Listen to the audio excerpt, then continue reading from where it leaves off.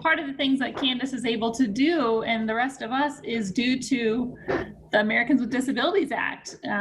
It has opened up a world of accessibility to all of us. And so for those of you who don't know, this year, last month, July 26th, was the 30th anniversary of the ADA. So yay, this is so exciting. We're so excited for that to be a reality for all of us. And obviously there's room for improvement in everything. But what has been accomplished in the last 30 years is pretty awesome too. So we are going to watch a video with Senator Tom Harkin. I was honored to meet Senator Harkin in 2009 when I was Miss Wheelchair Iowa. He's a very kind man who's very interested in all the accessibility projects happening. We do appreciate his lifelong work, and I do mean lifelong. He's been doing this since he was young, just advocating for people's disabilities rights and accessing life. So I was thinking about the ADA being signed 30 years ago. I was 7, so kind of aging myself, but I really didn't know how the world was different back then. As a kid, you just kind of don't realize all the differences, like everybody's everybody, it doesn't matter.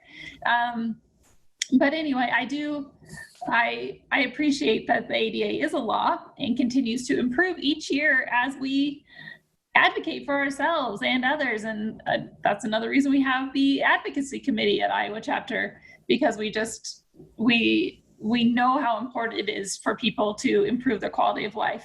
So speaking of advocacy, Jen is going to take it away. In 2012, at the first roll on Capitol Hill, I had the honor of helping United Spinal recognize Senator Harkin as the inaugural Senate recipient of the United Spinal's Disability Champion Award. Visiting his office every year was always the highlight of going, because they just get it. He retired in 2015, but not really. That same year, he started the Harkin Institute for Public Policy and Citizen Engagement at Drake University, where he continues to impact policy work. He is always on the move, speaking on disability and other policy issues worldwide. As fellow Iowans, we are extremely proud to show this video about the ADA complex rehab technology, which is our wheelchairs, by Senator Harkin.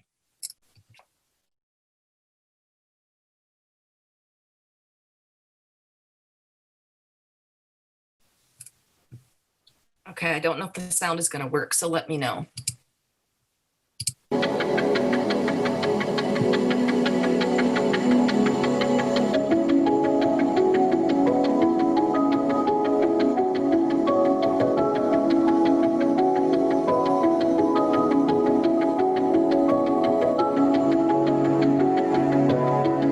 Hi, I'm retired Senator Tom Harkin.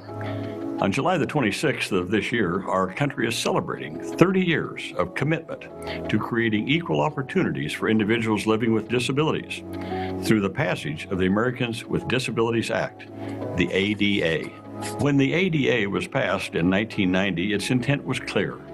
No American living with a disability should be discriminated or held back from living the life they wanted to pursue based on a medical diagnosis or a disability. Employment, transportation, accessibility, and communication would be protected and held to a standard that not only supported but encouraged individuals of every level of ability to achieve their goals. More than that, the ADA recognized the need for all of us to understand and respect the differences in one another and allowed us to celebrate how those differences, great or small, make us stronger when we all work together. A lot has been accomplished in 30 years, but there is still a lot of work to be done. This is especially true for individuals with disabilities that require complex rehab technology. Now, complex rehab technology includes specialized wheelchairs, seating systems, and other adaptive equipment used by people with disabilities. These items are much different than the standard durable medical equipment. because each piece is designed for use by one person and one person only. They are configured to fit their body and their specific functional and medical needs to maximize their independence and reduce their health care costs. That means they can go to school, get to work, be involved parents, remain an active part of their community, and take advantage of all the other promises built within the ADA. So as we celebrate this milestone anniversary this year, we must remember that the ADA is an unfulfilled promise for many people if they do not have access to the complex rehab technology they require. The Americans with Disabilities Act is a civil rights bill, and it provides for equal rights for people with disabilities. But without proper supports, these individuals can't enjoy those civil rights the same as all other Americans. Policy changes and payment cuts in federal and state and private health insurance programs have had negative impacts to access when they don't take into consideration the unique nature of these specialized products, the people who utilize them, or the process by which they're provided. For that reason, I encourage Congress and federal and state policymakers to take needed actions to ensure that people with disabilities have adequate access to complex rehab technology in order to uphold the full intent and promise of the ADA.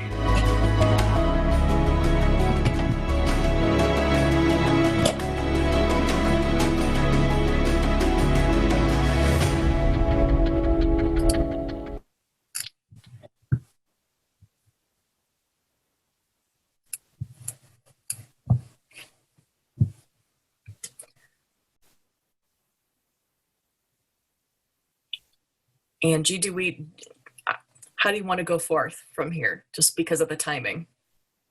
Go ahead and do the ADA, what Okay. the ADA means to you. We thought this would be a good opportunity to talk about what the ADA means to us and some of our members.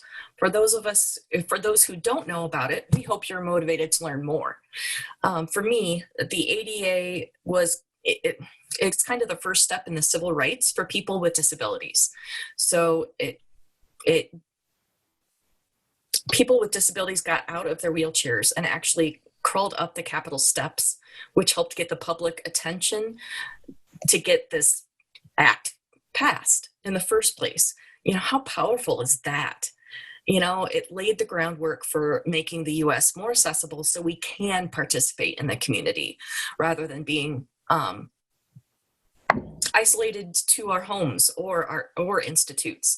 It was the first step in what needs to happen. Joyce?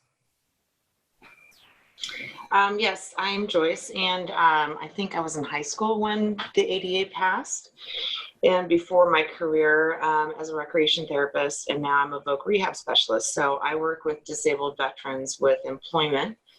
I think just quickly that the ADA is important because of employment. It helps to kind of break down barriers for employers to hire people with disabilities. There's great benefits to that, and that we sort of have like a safety net that we can advocate for people in employment, to say that they are valued, they're worthwhile, hard workers, might need some minor accommodations, but it's very important to have that as a safety net to really advocate for people to be productive in the community. Was I supposed to introduce somebody? Sorry. Miss Jenna. Okay. Is that me? All right. I just wanted to say how much more than a civil rights law it is. It enables us to pursue the experiences that we're passionate about, things that feed our soul. And for me, it's always been experiencing live music with my loved ones. So without regulations on the minimum number of accessible seats there are at an event venue, post-injury, I wouldn't be able to be involved in those things at all anymore. And it would just be a further robbery of the pursuit of our passions. So, I'm sorry for getting emotional on you, but spinal cord injury and disorders takes away so much of who we are and what we can do. And the ADA is one of the few things that gives us the right to access those things.